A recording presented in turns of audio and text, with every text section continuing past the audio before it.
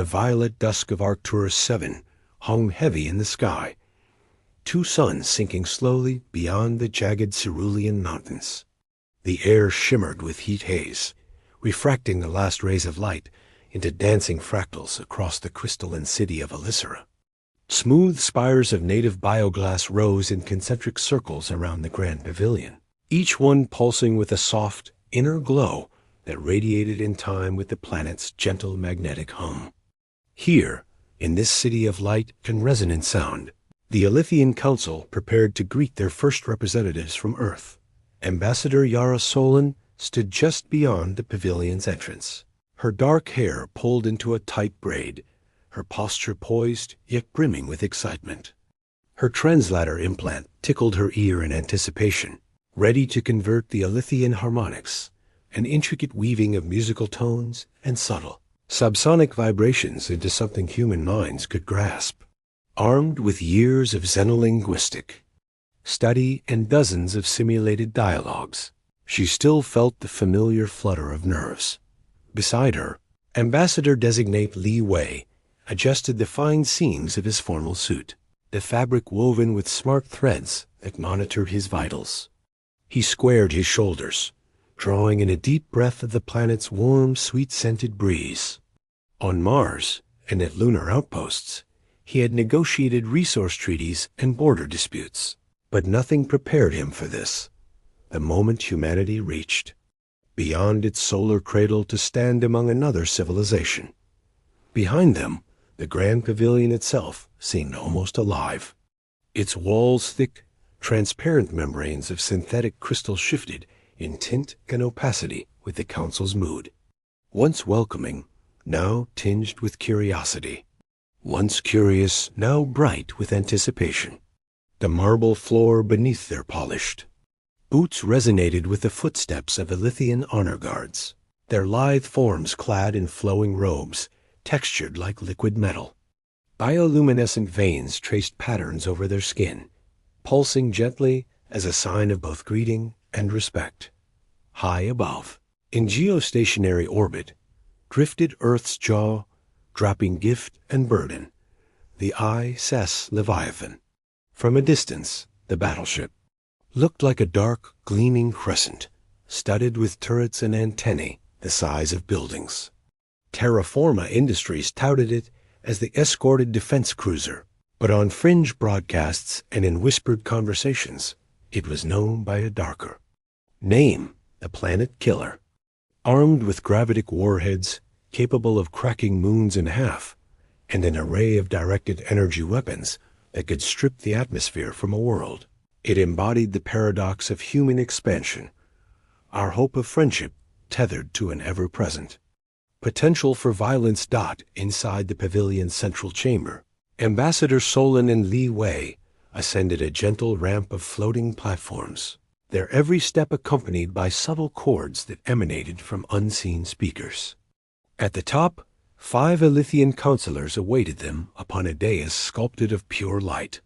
The largest, an elder whose translucent form glittered like a morning frost, regarded them with a serene curiosity.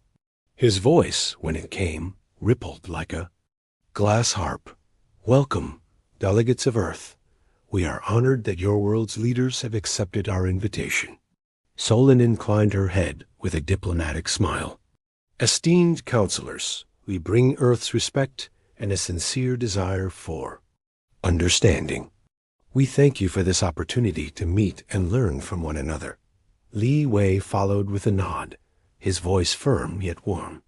"Our worlds are separated by vast distances and rich differences, yet we share life's fundamental aspirations: peace, knowledge, and the chance to flourish." A soft chorus of approval rippled through the chamber, the walls shifting to a gentle cerulean hue. Flowers of light bloomed overhead, petals unfurling across the vaulted ceiling in a slow, hypnotic ballet. Translator implants crackled faintly as the Elythian responses complex harmonies, subharmonic undertones, and even gentle mechanical clicks streamed into the ambassador's neural interfaces. Solon captured fragments of meaning, hospitality, curiosity, cautious optimism. Yet even as the two delegations exchanged pleasantries, the sky outside darkened. Solon felt it first as a subtle drop in temperature. The bioluminescent veins on the counselor's robes pulsed faster. Li Wei's translator flickered, struggling to parse a sudden, alarming undercurrent in the Elythian language. Warning. Through the pavilion's transparent walls, they saw it, the ISS Leviathan, slipping silently from orbit. Its engine cores ignited with a muted thunder, casting an eerie orange glow across the city. In that instant, trillions of tons of steel and weaponry hovered miles above the planet. A silent sentinel that had turned sentinel no more, but specter. Gasps swelled. In the chamber, the honor guard shifted, their bioluminescence racing down their arms in fractal arrays. The elder raised a hand, and the crystalline walls rippled, focusing like high-precision lenses. Outside, Elythian defense turrets' sleek towers of iridescent alloy slewed upwards, tracking the arrival. Their barrels charged with crackling energy, waiting for a command. Solon's heart pounded. She raised her voice, struggling to maintain calm. Esteemed counselors, please, this is no threat. The Leviathan accompanies us to ensure the safety of all parties. It is a symbol of Earth's capability to protect, not to destroy. But as if in response, the battleship's shields throng to life, bathing the pavilion in shifting waves of violet light. The Elythian defense batteries flared, a web of blue discharge snapping toward the ship. Each bolt danced across the Leviathans, hull and vanished against shimmering force fields. Li Wei placed a steady hand on Solon's arm. "Let me speak," he said quietly, then stepped forward. "Understand that on Earth, power must be shown before it can be trusted. Our leaders instruct us to demonstrate our strength so that you may have faith in our commitment to peace." The elder's crystalline form glowed brighter. His reply cut through the growing tension like a blade. "Peace is built on trust, not fear. We waited for diplomats, but you sent the hammer before the handshake. If you wish friendship, you must first show restraint." A silence fell. Outside, the Leviathan hovered, engines humming as though ready to descend at a moment's notice. Inside, the Elythian Council held its ground, expecting a test of humanity's true intent. Ambassador Solon inhaled deeply and turned to the pavilion's controls. With a subtle gesture, she deactivated the visual feed of the Leviathan. "Please," she implored, voice steady but urgent, "allow us to withdraw our shield. Let words, not weapons, be the first to bridge our worlds."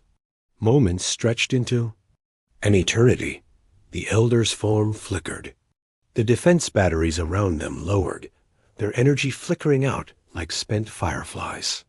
Finally, in tones both melodic and weighty with consequence, he intoned, "Very well, Earth's emissaries. We will lay down arms and meet in good faith. But know this, should you raise the hammer again, you will find no forgiveness in our hearts." As the crystalline walls shifted back to their welcoming glow and the shimmer of the pavilion's flowers resumed their rhythmic dance, Solon and Li Wei met each other's eyes. In that charged stillness, they understood the precarious tightrope they now walked. At this moment, peace teetered on the edge of that silent welcome. Its fate hung between the hammer in orbit and the handshake below. The moment the Elythian defense batteries powered down, Ambassador Yara Solon felt a ripple of relief wash through her. The crystalline walls of the grand pavilion reverted to their soft cerulean hue, and the floating petals overhead drifted more gently in their aerial garden. Yet beneath the serene facade, tension crackled like static and unspoken question. What would Earth do next? Outside, the ISS Leviathan hovered like an obsidian moth caught in the planet's gravity well. Massive ion thrusters glowed pale, blue as they held station, and drifting sprake and drones clung to its hull like barnacles, performing hull integrity scans. Far below, The city's defense turrets had recoiled into resting posture, their barrels angling earthward with mechanical reluctance. Inside the pavilion's war room, Captain Amina Kaid stood before a bank of holodisplays. She watched streams of tactical data shield matrix integrity, power node allocation, turret RP Ms, while the echo of Earth Command's last transmission still rang in her ears. Demonstrate capacity. Do not fire unless fired upon. Lieutenant. Suresh paced behind her, fingers drumming on the railing. Captain, we're sitting ducks up here. The Alithians just saw every throwable bit of ordnance we have. They'll know we could crush them at any moment.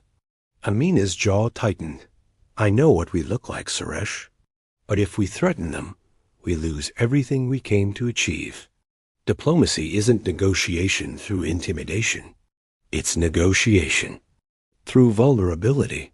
Below on Arcturus, the seventh surface, Ambassador Li Wei and Solon conferred with Alithian liaison officer Seshel Akoa, tall figure whose filigreed skin glowed in waves of lavender light whenever it spoke. The terrace overlooking the city's heart offered a breathtaking panorama. Gardens of phosphorescent ferns, glass bridges arching between towers, and the double suns dipping behind distant ridges. Solon turned to Seshel, her voice lowered. They're maintaining shields at 40% capacity, enough to hover, but not to descend. We need you to tell them to stand down completely, or our negotiations will stall. Seshel's bioluminescence dimmed in thought. The Council fears a false withdrawal. If Earth's battleship truly wants peace, it must deactivate all defensive systems, shields, weapons targeting, even its sensor drones, for a full orbital cycle. Li Wei's eyes widened. An orbital cycle is 14 Earth hours. That's practically a day of helplessness for the Leviathan. Seshel inclined. Its head. Trust is measured in days here, Ambassador. Only then will the Council accept you as equals. Back in the control room, Amina watched as the shield status indicator ticked down. 40, 30, 20, 10. Until at last the bar vanished. Shields offline, reported Ensign Malik, whose face was pale beneath the kerchief he wore around his neck. Disengage weapon targeting arrays, Amina ordered. On the holodisplays, the reticles winked off one by one. The massive turrets rotated back into their stowed positions. A final confirmation flashed. Defense systems. Deactivated. Report to Earth Command, Amina said quietly. We honored. The pledge. Ready to transmit, Malik replied. In the pavilion, the translucent walls shuddered as the Alithian system sensed the change. Across the chamber, counselors exchanged luminous glances. The Elder's form glowed in cool jade. Earth has laid aside its hammer. We recognize your gesture, and thus we will meet you halfway. A cheer of crystalline tones rippled through the gathering, and human voices rose in applause. Li Wei allowed himself a small, relieved smile, while Solon's translator implant crackled happily, but the fragile warmth was short-lived. From the heavens came a distant roar, like the planet itself groaning under a cosmic burden. Outside the pavilion's windows, once dormant starships of the Alithian fleet, a half-dozen sleek cruisers slipped from the orbital docks. Their hulls gleamed with iridescent light as they assumed combat posture, engines flaring to life. Seshel's voice cut through the jubilation. They suspected treachery. They intend to provide their own escort. Li Wei's heart pounded. They'll think we reneged on our promise. In orbit, the Leviathan's command deck shook as Captain Cade felt the subspace ripples of Alithian ships activating. She leaned forward. They're launching fighters, she said, voice shot with tension. We're caught between two trust tests. Suresh scrolled through the tactical bays. Our scanners pick up no weapons on the Alithian ships, only sensor pods. But their speed suggests they're armed with vector point reactors. If they slip past our point defenses, He let the thought trail off. Amina turned to her cum. Panel.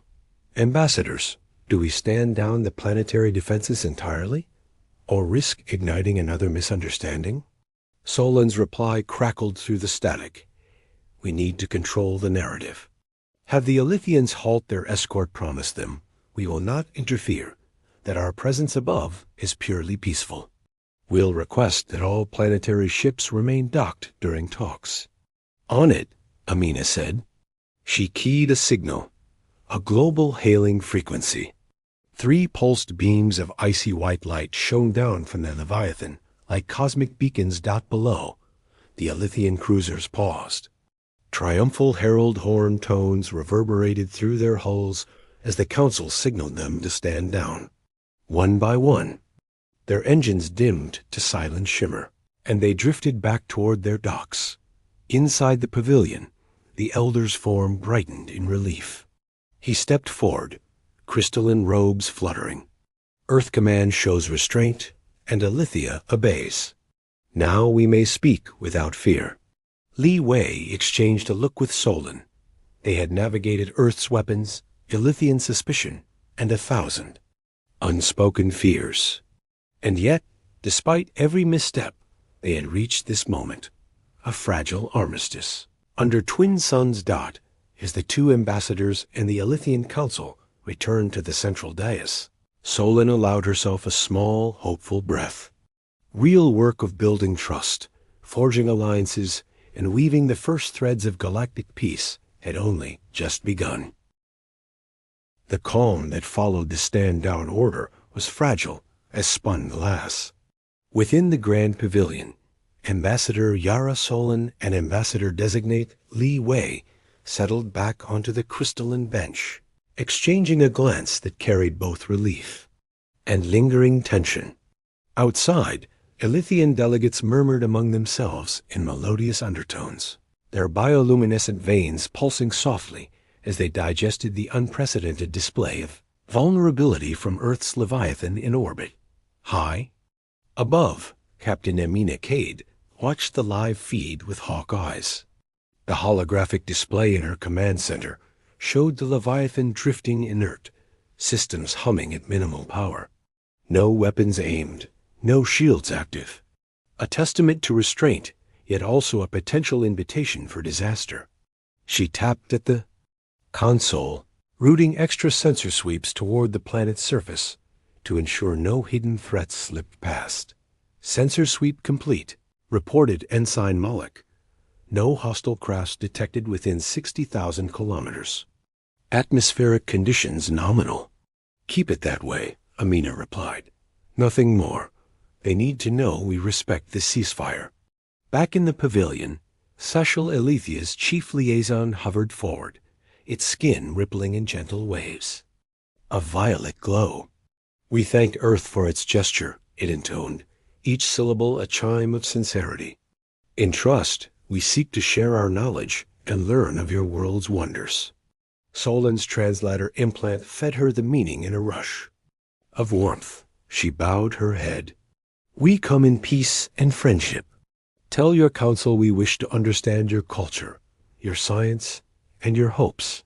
A ripple of excitement swept through the chamber. Yet even as chairs were drawn and data tablets distributed, a low tremor shook the pavilion's floor.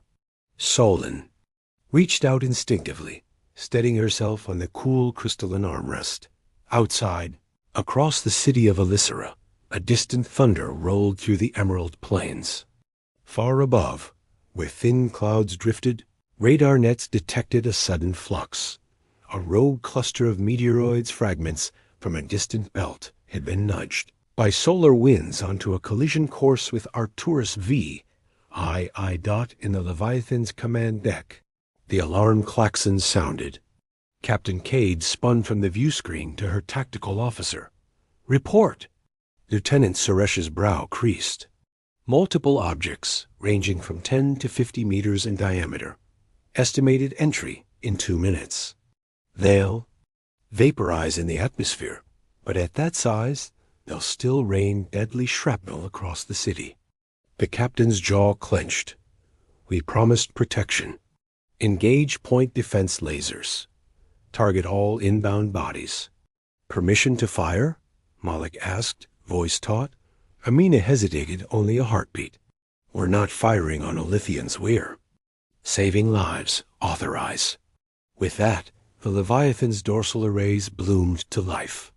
Emergent lasers traced arcs across the sky, searing the first meteoroid into a brilliant column of blue-white plasma. One by one, the cluster disintegrated. When the final blast faded, only harmless dust remained, drifting down like luminescent. Snowed below, the Alithian Council's chambers lit up in awe. The translucent walls, previously tinted cerulean, now glowed with radiant relief as the pavilion's sensors confirmed no impact. Seshel turned to Solon, its form pulsing with something akin to gratitude. You defended us when our shields lay dormant. In orbit, Amina allowed herself a breath of relief, but her gaze drifted to the hull plating on the view screen. Ember-scorched marks where laser fire had concentrated.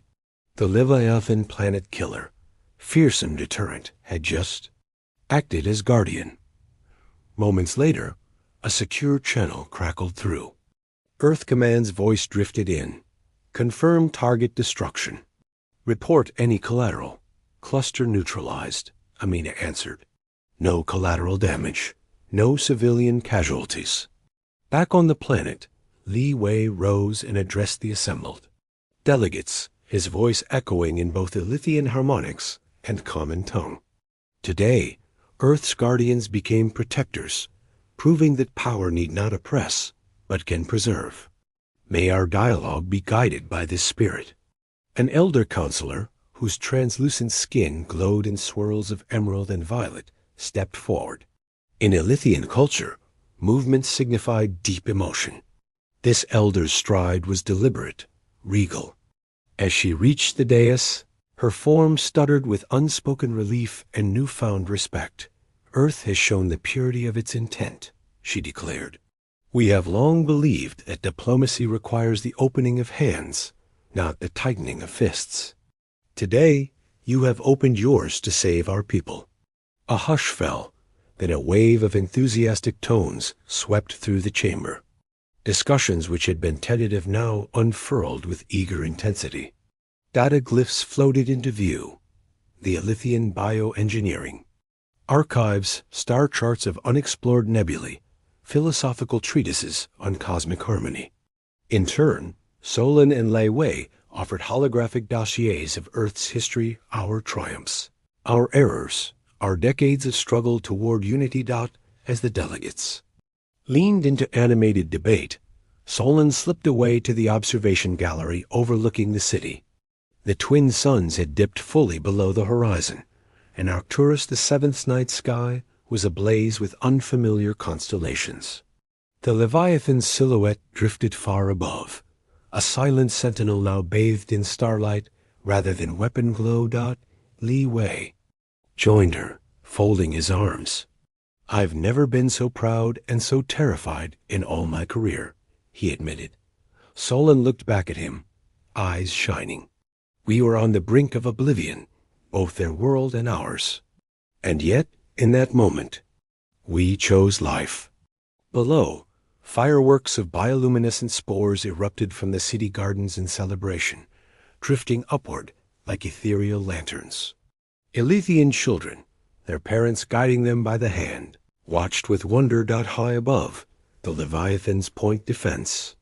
Arrays powered down, their hum subsiding to a gentle whisper.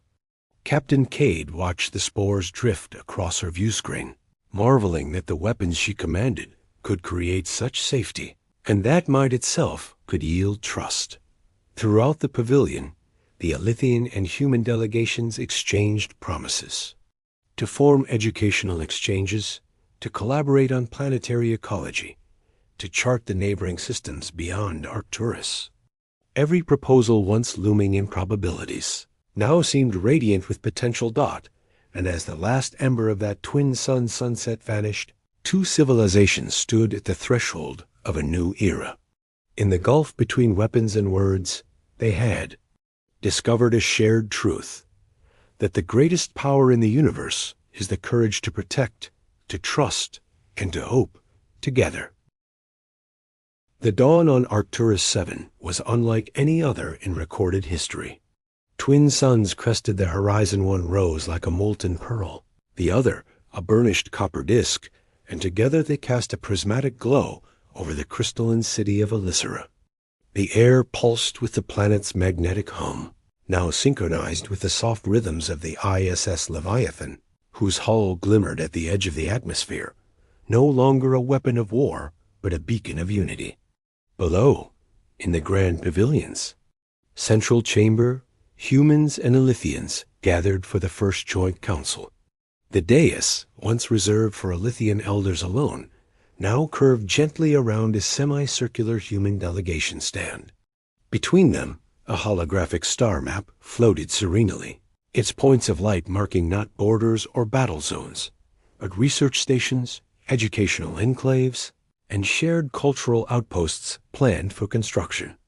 Ambassador Yara Solon rose, her translator implant smoothing her words into the council's harmonics.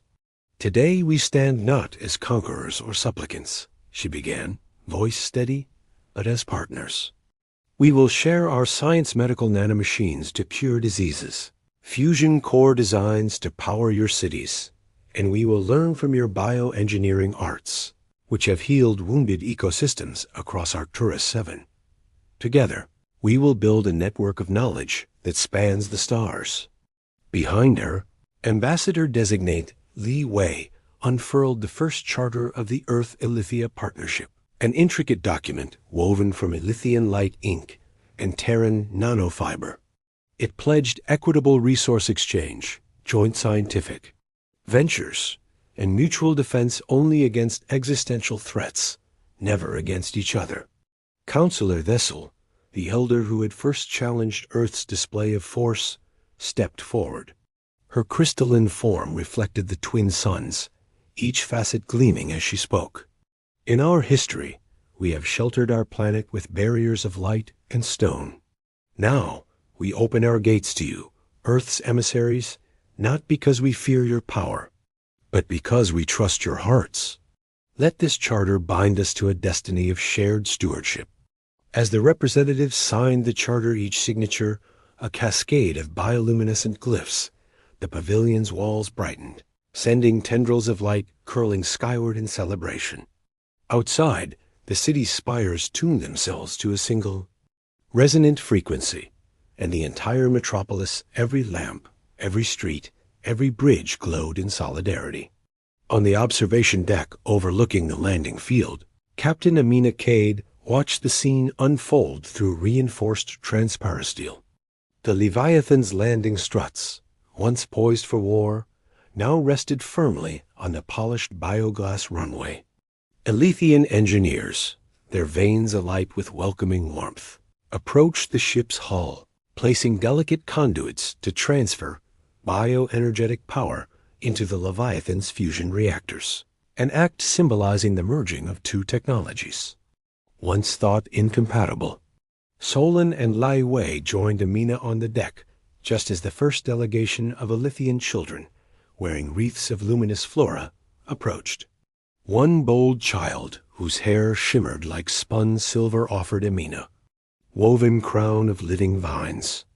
"For the guardian of the sky," the child intoned in perfect common, "thank you for saving us." Amina's stern features softened into a genuine smile. She accepted the crown and placed it atop her helmet. "And thank you for teaching us what trust truly means." Behind them, the Leviathan's armory bays opened not to deploy weapons, but to deploy scientists, doctors, and engineers. Robotic drones rolled out crates of medical supplies. Agricultural pods descended gently into Elythian care domes. A banner unfurled from the ship's prow, reading in 3 languages: Elythian, Common, and Martian pictogram. "In unity, we rise." As the twin suns climbed higher, their light refracting through the pavilion's translucent roof, Ambassador Solon addressed the gathered crowd one last time. "Let today mark not just the birth of an alliance, but the promise of exploration, guided by compassion. We ventured here with shields down and weapons silent, and in doing so, discovered that the greatest force in the universe is the willingness to stand unarmed, shoulder to shoulder. The crowd erupted in harmonious applause, Elythian choral tones blending with human cheers. In that moment, as technology and biology, warship and biocrystal, human and alien, converged under the brilliant dawn, two civilizations sealed a covenant to venture forth together into the cosmos, not as conquerors or rivals, but as guardians of life itself. And so, beneath the prismatic light of twin suns, a new era began, one born from the ashes of suspicion, tempered by trials of trust, and destined to shine across the galaxies for ages to come.